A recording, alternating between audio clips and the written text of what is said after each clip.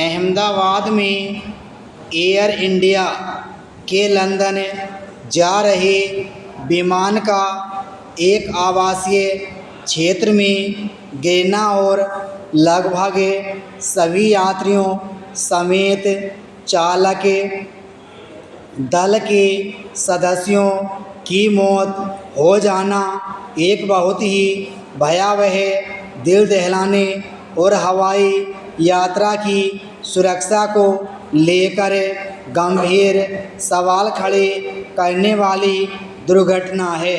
इसे दुर्भाग्य की पराकाष्ठा ही कहेंगे कि यह अभागा विमान उड़ान भरते ही मेडिकल कॉलेज के जिस हॉस्टल पर गिरा, वहाँ भी छात्रों समेत कई लोग मारे गए। यह विमान जिस तरह आवासीय क्षेत्र में जा गिरा, उससे यही लगता है कि पायलट को इतना भी अवसर नहीं मिला कि वह उसे रिहायशी इलाके से दूर ले जा पाता। विश्व में विमान दुर्घटनाओं में कमी आई है।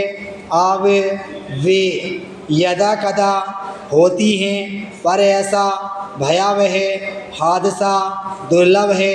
भारत में हाल में वायुसेना के कुछ विमान एवं निजी कंपनियों के हेलीकॉप्टर दुर्घटनाग्रस्त हुए हैं और उनमें जनहानि भी हुई है, पर किसी यात्री विमान हादसे में इतनी अधिक संख्या में लोगों ने अरसे बाद जान गंवाई है। 2010 में बेंगलुरु में विमान दुर्घटना में 150 से अधिक लोग मारे गए थे।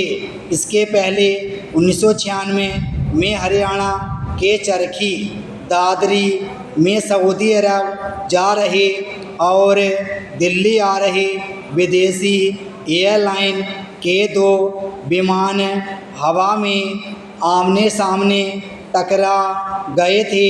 इसमें करीब 350 लोग मारे गए थे। यह विश्व की सबसे बड़ी विमान दुर्घटनाओं में से एक थी और अजीब भी। इस दुर्घटना में एक पायलट समेत दिल्ली एयर ट्रैफिक कंट्रोल को कटघरे में खड़ा किया गया था। अहमदाबाद में विमान दुर्घटना किस वजह से हुई और उसके लिए कौन जिम्मेदार है, इसका पता जांच से चलेगा। लेकिन एयर इंडिया के साथ नागरिक उड्डयन महानिदेशालय DGCA को गंभीरता से हादसे के कारणों का पता लगाना और उनका निवारण करना होगा। इसलिए और भी क्योंकि हवाई यात्रा की सुरक्षा को लेकर प्रश्न उठते ही रहते हैं। सरकार को सुनिश्चित करना होगा कि इन प्रश्नों का समय पर सही उत्तर मिले, क्योंकि अहमदाबाद की दुर्घटना ऐसे समय हवाई यात्रा के प्रति लोगों के भरोसे को डिगा सकती है। जब हवाई यात्रा लगातार बढ़ रहे हैं, अब देश में विमान सेवाओं का संचालन मुख्यतः निजी कंपनियां कर रही हैं। क्या वे सुविधाओं के साथ हवाई यात्रा की सुरक्षा के प्रति सजग हैं?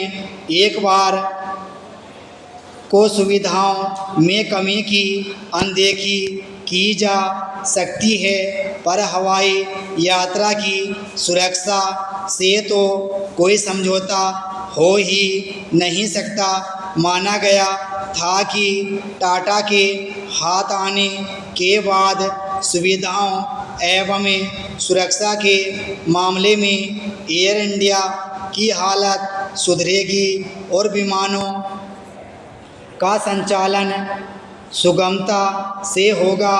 पर अहमदाबाद की दुर्घटना यह कह रही है कि शायद ऐसा नहीं हो सका।